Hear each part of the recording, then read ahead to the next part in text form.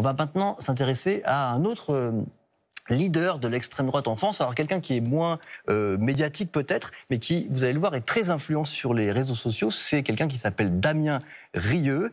Alors le fond de son discours est assez classique. C'est un discours anti-immigration auquel on est habitué de la part de l'extrême droite. Mais sur la forme, vous allez voir que c'est particulièrement moderne.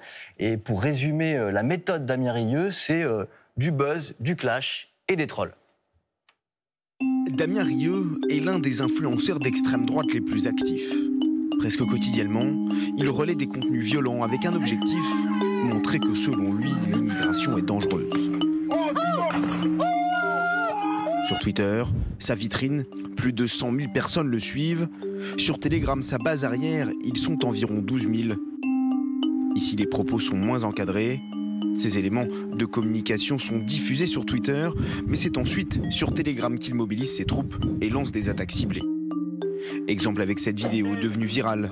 Nous sommes le 12 juin 2021. Damien Rieu croise Éric Dupond-Moretti, le ministre de la Justice. Au boulot, au travail. Mais qu'elle vienne débattre avec moi, monsieur. Il y a Macron qui m'envoie son pitbull à Rolex, là, ça y est. Sur Telegram, il demande à ses soutiens de l'aider à diffuser l'altercation. Faites-moi buzzer cette vidéo. Résultat, plus de 2,4 millions de vues et des reprises dans tous les journaux. Une stratégie récurrente. Il lance également des campagnes de mobilisation, comme cet appel sur Telegram à voter pour Sandrine Rousseau pour tenter de manipuler la primaire des écolos. Il donne même les éléments de langage à utiliser. J'appelle vraiment à la mobilisation de chacun, de toutes les forces écologiques pour faire barrage à un homme hétéro, non racisé de plus de 50 ans, qui est Yannick Jadot. Je pense qu'il y a une réelle volonté déjà de faire parler d'eux. Il se passe un événement chez l'adversaire, comment on peut quand même ramener l'agenda médiatique à nous. Deuxièmement, il y a peut-être une vraie volonté d'essayer d'influer. Je pense que c'est une tentative qui est relativement vouée à l'échec. Dans son sillage, Damien Rieu est aussi très suivi par des comptes qui repartagent régulièrement ses publications. Et certains sont clairement antisémites, comme celui-ci. Nous avons pour projet de créer une grande liste de tous les juifs impliqués dans la crise du Covid au niveau français.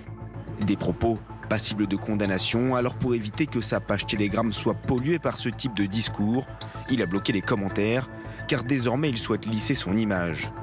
Il est aujourd'hui le collaborateur parlementaire d'un élu du Rassemblement national. Alors Jordan, c'est toi qui as fait cette petite enquête sur Damien Rieu. Et on l'a vu, il essaie de lisser un peu son image, mais ça n'a pas été le cas tout le temps. Oui, ça n'a pas toujours été le cas avant. Il était quelqu'un de plus sulfureux. Vous savez, en 2012, il est le cofondateur de Génération Identitaire, qui est ce mouvement justement identitaire qui a été dissous en mai dernier pour provocation à la haine et discrimination. Vous voyez d'ailleurs une photo de lui à cette époque. Hein, vous voyez qu'il est beaucoup plus jeune. Alors d'abord, ce mouvement dont Damien Rieu a longtemps été l'un des décisionnaires avait des positions très radicales, très identitaires, justement comme son nom l'indique. Défense de la France, de l'Europe face à l'immigration, des critiques très violentes face à l'islam. L'une des thèses qu'ils défendaient, on vient d'en parler, c'était le grand remplacement. Et leur méthode était elle aussi très radicale. En 2018, par exemple, ils bloquent le col de l'Échelle, qui est l'un des passages de l'immigration de l'Italie vers la France, avec beaucoup de moyens. Ils avaient loué des hélicoptères, ils avaient tous des doudounes, ils étaient tous habillés de la même manière. Il y avait une énorme banderole aussi qui a été posée sur le sol. Parce que Génération Identitaire, c'est ça, faire passer des messages avec une grande mise en scène et surtout des actions choc. Aujourd'hui, Damien Rieu, lorsqu'on lui pose la question à savoir est-ce qu'il est encore un identitaire, lui nous répond que non, mais politiquement et sur ses idées, ce qu'il publie, oui, c'est encore un identitaire. Ouais, sur le grand remplacement, il n'a pas changé d'avis, hein, je peux rassurer tout le monde.